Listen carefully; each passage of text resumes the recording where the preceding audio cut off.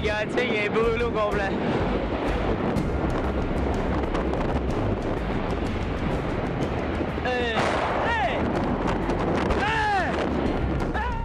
Terrifying and inferno explosions. I think the death toll will be close to 40 when it's all done. The Prime Minister called it a war zone when he visited it yesterday.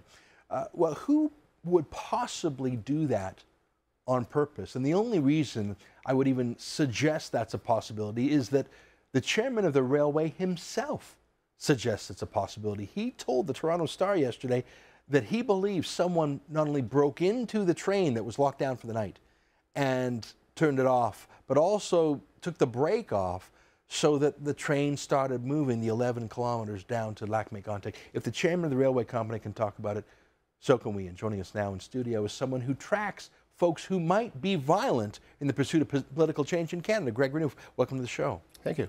It's shocking for Canadians to think there may be people amongst us, one of the most peaceful nations on the world, who would engage in violence against property or even against their fellow man to achieve political objectives, but they do exist. They do. When I found this out in Canada, I became completely shocked. Tell me about how you came to track violent anarchists, and you've actually compiled quite a lot of research on it on your website. Tell me about how you came to this, and I don't know how to pronounce your website, so you'll have to explain it to folks. My website is spelt genuine witty, but I call it genuinity, just kind of a play on words. I became involved with the Occupy movement in 2011 when it started in Vancouver. And I was running a campaign there to take corporate money out of politics. Simple campaign. I had been working with Joyce Murray on this. The idea was just to go to Occupy and use that as a platform to bring some popularity out. But when I arrived, I noticed that there was a very serious problem in the Occupy movement of people promoting violence. Now, the fact that you went to Occupy and you seem like a fellow who's liberal, I don't mean that in the partisan sense, I mean that in, you believe in our democracy and working within the system there is. If you want to change things, great. Join a political campaign.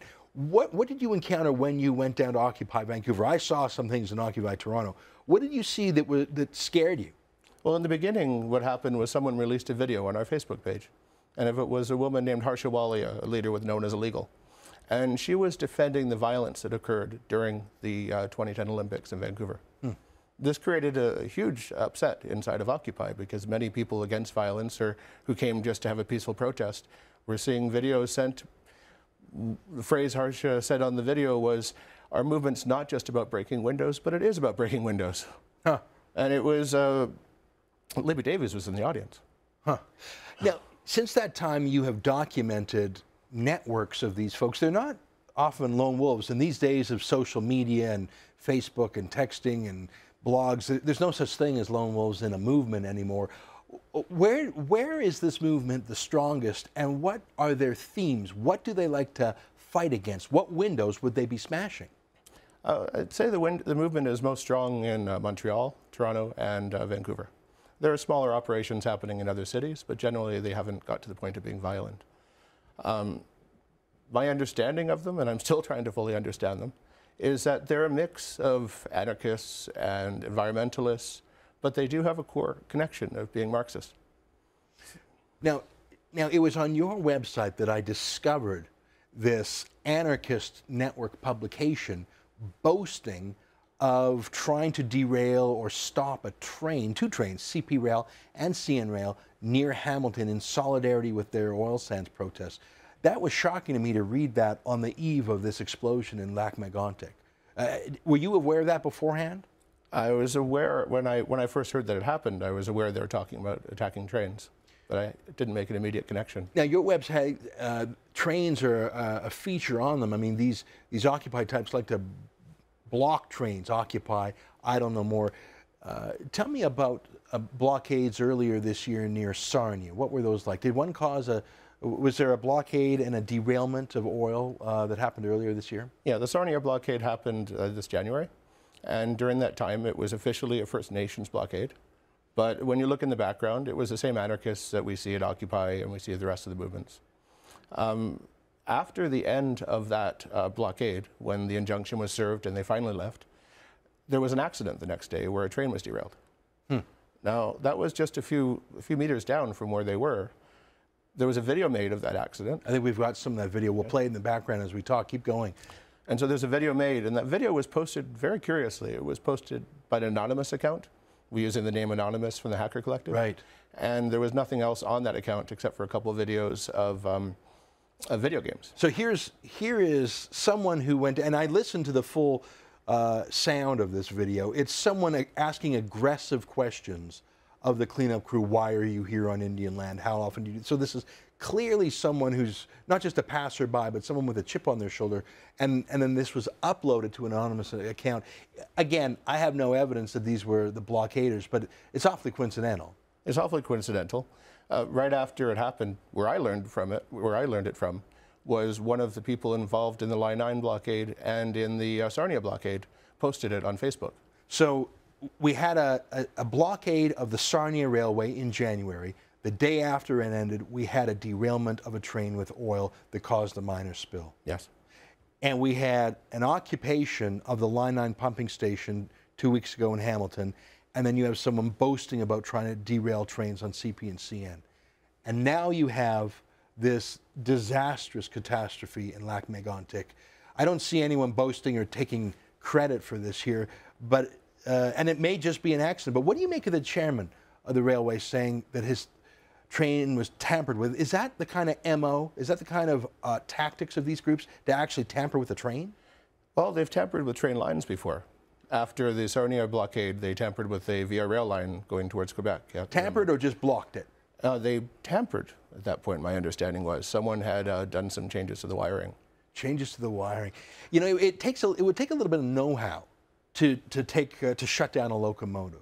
Like I would have no clue. Maybe I don't know anything about mechanics, but to me, to go into a locomotive, I wouldn't even know how to get in there, and to shut it down and to shut it down outside. That sounds like it would have to be it wouldn't just be a passing by vandal looking for a lark. That sounds like a level of sophistication. It could be. Yeah. Equally, there are video game simulators of trains online, so anyone could train themselves how to do that. Huh. What do you make of Sovereignty Summer? It seems to me that on the state side, it's called Fearless Summer. In Canada, they tried to give it an Indian patina, called it Sovereignty Summer, but it's sort of a holus bolus war against oil pipelines and the oil side. It seems like it's identical on both sides of the border. Have they teamed up with these anarchists? Is that environmentalists? Is that anarchists? Is there a crossover? Well, they're working together hand in hand. Yeah. They were camping together over at the Line 9, and they were camping together over at Sarnia, and they were camping at Occupy. Greg, we're out of time for this segment, but stick around. I want to talk to you more about this coalition that's coming together. I think all Canadians need to know more about it. Thanks for being here. Who are these people behind the Radical Coalition? We'll take a deeper look. Stick around. For people who aren't here, you know, it looks like a war zone here.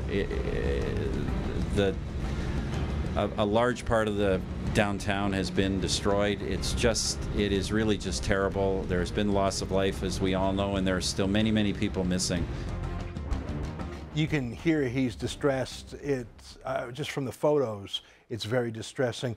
There's a possibility that this was done on purpose. Maybe not the death toll was premeditated, but that the trains were set free from their brakes on purpose, and then that led inexorably to these deaths. Joining us in studio to talk about this is Greg Renouf, who tracks Canada's anarchist, violent rioters. Some of them are rioters, aren't they? Indeed.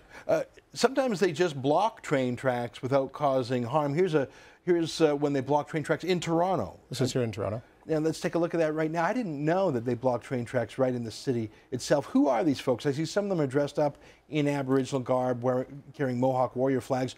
But is that just for show? Are they mainly Indian folks, or are they these professional anarchists that go from protest to protest? It's a mix of Native people and professional anarchists, but in general, the Native people are not representative of their entire community. The activists will recruit people to come join them and put them up front. It's like when you were at Line 9 and you were talking to the Montours. Right. The Montours CBC put them up as front, as the representatives of the Six Nations. But in reality, they even themselves admitted they weren't there. They were there just to support. It wasn't there. Yeah, well, I mean, clearly they're not the chiefs of the Six Nations. I mean, there's a lot of money here, isn't there? I mean, I was looking at the budget of 350.org, $2.4 million, and there's countless of these NGOs pumping money into these organizations. Are these folks paid to show up at a protest? Why would they show up on a cold day in January to sit somewhere? I mean, how do they earn a living? I got to work. How do they do it? I'm still trying to figure out a lot of this. Many of these people have been given jobs in organizations. For example, at Line 9, there are people who are working with OCAP. That's the Ontario Coalition Against Poverty? Yes. Yeah. So is that a labor union group? It's a group connected to labor unions, but it's more of a Marxist troublemaker group, to be honest. Now, I think that most of the time people ignore this because it doesn't affect them. Sometimes, though, they take it right to the city streets. Here's a clip of they had a sympathy rally in downtown Toronto on the streets of the city while that Westover protest happened. Here, let's show a little clip of that. So this is right downtown. Are there some of the same people here that you see, that we saw in front of the trains? Some of the very same people that have been involved here. In the Line 9 in general, who's that guy with the beard? Do you know who these individuals are? The are? man with the beard is Dave Vasey. He was the de facto leader of Occupy Toronto. I met him at Occupy Toronto, and I met him at an Idle No More event also. He's a tar sands protester, too. Yeah, he told me that. But now, we don't have a lot of time, but you told me something that, I mean, I like to think, I poke around and do some research, and, you know, but your website is just so stunning for the things it shows. And I got to tell you, I mean, some of it I find just hard to fathom. There is sort of a tattoo, cult is the wrong word, but it's sort of like, I'm not going to call it a gang symbol, but what's the tattoo that a lot of these folks are wearing? Here's it right there. Love is the movement. And so many of these folks are, look, love is the movement. What does that tattoo mean? Who are these people wearing it? And what do they stand for? When you look at the tattoo, it's love is the movement, which is a phrase that's quite common in the Christian anarchy movement. Christian anarchy, I didn't know there was such a thing. I've just been learning this myself. For example, Dave Vasey, who was wearing the cap that you showed, he has a love is the movement tattoo. And he's he was the Occupy guy, he's the anti-oil sense. Love is the movement. Yes. Is it a church? Like, do they have a building? Do they have like a pastor or something? He's part of an organization called the Christian Peacemaker Teams. The Christian Peacemakers, you may remember them during the Second Iraq War when they sent people to act as human shields on behalf of Saddam Hussein. So would that make them Marxist? Would that make them anti-American? Like, and what are they doing in the streets of Toronto? Christian Peacemakers are connected to the Mennonite Church and also to the Basilian Fathers. It's a Catholic group. They're not one particular church. They're a group of Christian people and religious people who are anarchists who have come together. They've been involved in every major anarchist event in North American history that I know of, back to the School of Americas, to the WTO in Seattle, to the G20. They've had people at all of them. Huh. Yeah, I barely have scratched the surface here, and I think I've got my volume knob turned up to 10 on this kind of thing. Is there anybody who's focusing on these? I mean, it's one thing to have a sit-in. It's one thing to sort of chain yourself by a bike lock to something. I mean, that's stupid, but you're not actually hurting anybody. On Friday night, 5, 10, 20 people were killed. And I don't know that that was done by these anarchists, but that's what the chairman of the railway thinks may have happened. Are the cops, is CSIS, or the RCMP, or city police, or OPP, are they watching these anarchists closely? I believe they may be. I don't have inside information, but I'm watching them. The police are watching. Each time there's a protest, and you may have been noticing this, the police have gotten a little bit better at reacting. Have they? Well, back at Occupy, they waited a month. Yeah. And then Sarnia, they waited a few weeks, 2 weeks, I think. And then when it came to Line 9, it was just 6 days. They're starting to realize they need to take action, but equally, the cops have a good reason to be scared of these people. They're trained by organizations like the Ruckus Society, who teach you how to look like the police are beating you while you're getting arrested. Huh. So if you're a cop and you just go rush in there, they have video cameras, it's a very good opportunity for it to look very bad against you. These tattoos are startling to me because it's, when I think of tattoos by a group of people with a cause, I think of the Yakuza, or I think of the Russian mob, you know, or a teardrop tattoo in prison. I mean, love is the movement sounds so positive and sort of sexy. Or so, what does that mean? Is this, like, I've just never seen that before. I mean, you told me what it means, but do they preach violence? If they're Christian anarchists, are they violent, or are they just sort of dissidents? I mean, would Martin Luther King fit in with them? Not all promote violence, and not everyone involved promotes violence. But there's this doctrine that's called diversity of tactics, which is back what I was saying with Harsha Walia was discussing at the Olympics. What diversity of tactics means is that you're allowed, as a protester or an activist, to do whatever you wish. Other activists are not allowed to criticize you. So some people will be media spin doctors, some people will blog, some people will just chain their necks with a bike lock, and some guy will smash a police car at the G20 rides. Yes, and the worst sin possible in these circles is to criticize the guy who smashes the window. Huh.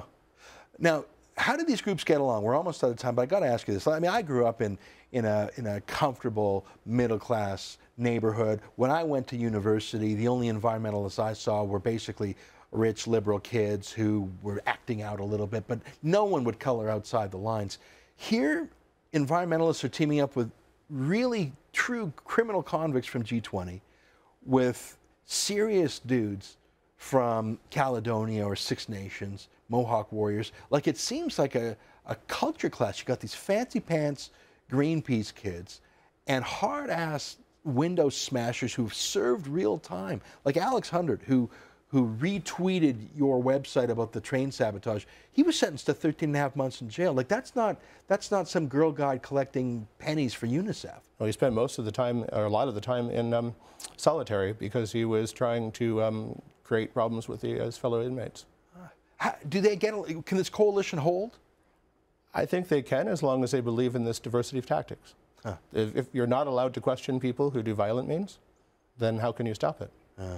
Greg, this is fascinating and terrifying. I hope you'll come back and talk about this in the days ahead, especially if we get more news about what really happened on Friday night in Lac Magantic. Thanks for being here.